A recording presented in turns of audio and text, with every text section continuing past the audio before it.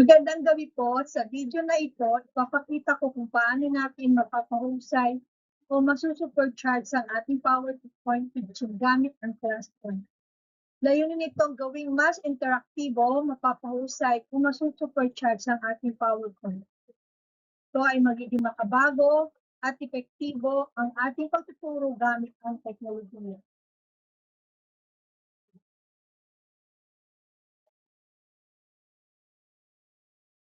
Paano nga ba makapag-download ng app na ClassPoint? Pumunta po tayo sa Google website at itype po ang ClassPoint app. Kagaya po na nasa larawan. Pagkatapos po doon, ganito po malalabas sa inyong laptop o sa inyong screen. Pwede pong i-download din dito sa cellphone, sa Android o kaya sa iPhone. Ang ClassPoint ay made by Inknote. Maaari po itong gamitin ang Filipino as a medium.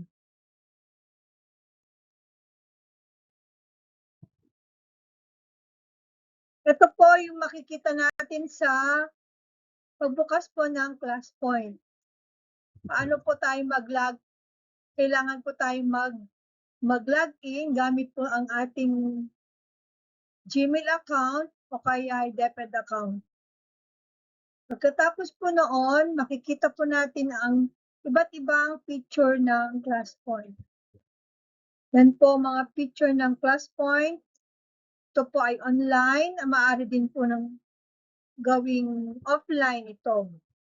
So, mga sumusunod na features ng ClassPoint ay interactive quiz, AI quiz generator, gamification, and presentation tools.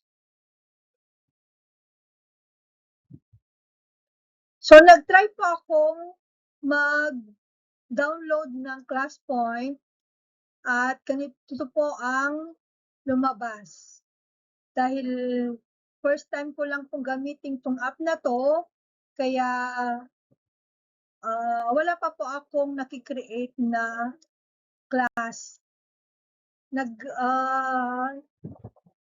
Nag-create lang po ako ng 5 estudyante ko doon sa section ko po na grade 2. At ito po yung nagawa ko, Math 2, at naglagay lang po ako doon ng 5 participants. Ang ginawa ko pong code ay yung pangalan ko, yung 3 letra ng pangalan ko, which is all caps na Eve28. Yan na po yung class code na gagamitin nila once na mentor po sila sa aking klase. So, hindi ko pa po nagagamit itong app na to, kaya nagpapasalamat po ako sa EdTech dahil tinuruan po nila ako.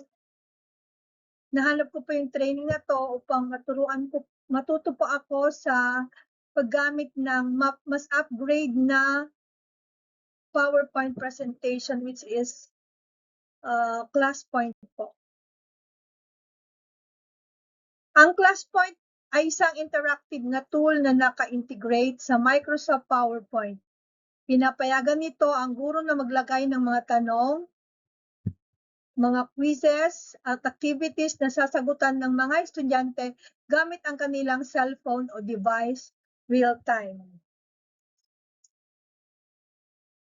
Ngayon, maglalagay ako ng multiple choice question sa aking slide gamit ang ClassPoint. Makikita din natin na ang mga estudyante maaaring sumagot agad gamit ang kanilang mga device. Gagamit din tayo ng word cloud para makita ang mga ideya ng klase ng sabay-sabay. At gamit ang Leaderboard, nagkakaroon ng gamification na mas nagpapasigla ang participation ng mga mag-aaral. So, ang ClassPoint po pwedeng gawing offline, pero mas maganda na gamitin ito online para makita mo yung mga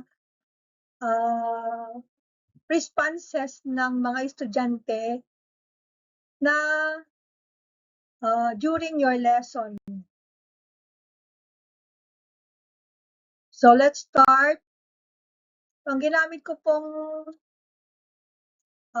multiple choice type of test yung sa RMA po na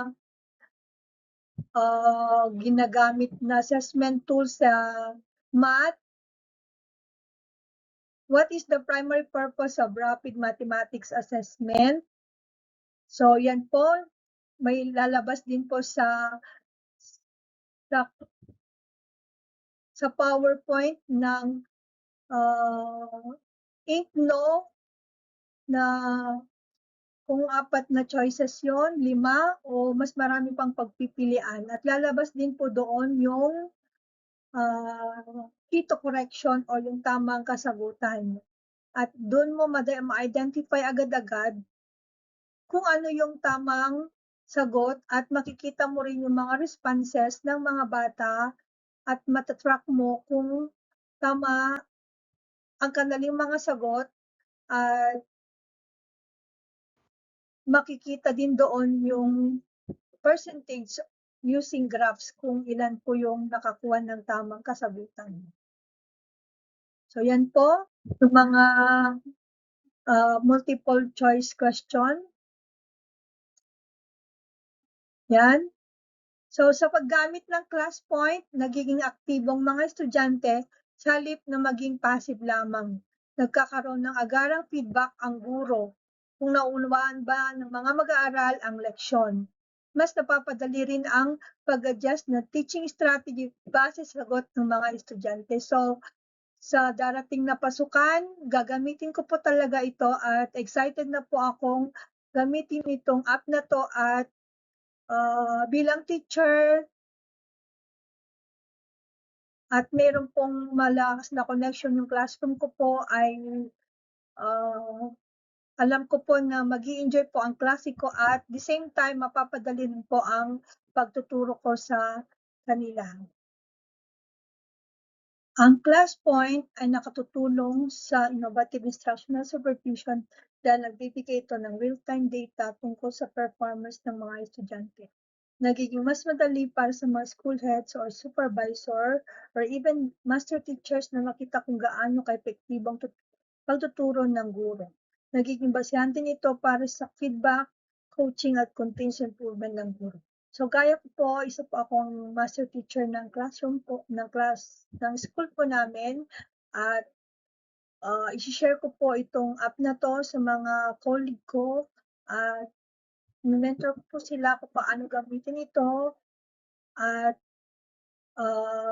hope na matuto po sila at magiging effective po itong ClassPoint app na to para sa kanila. At the same time, magiging engaging po yung klase ng mga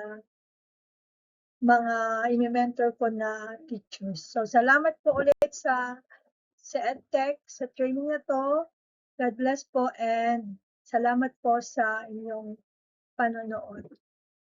God bless po.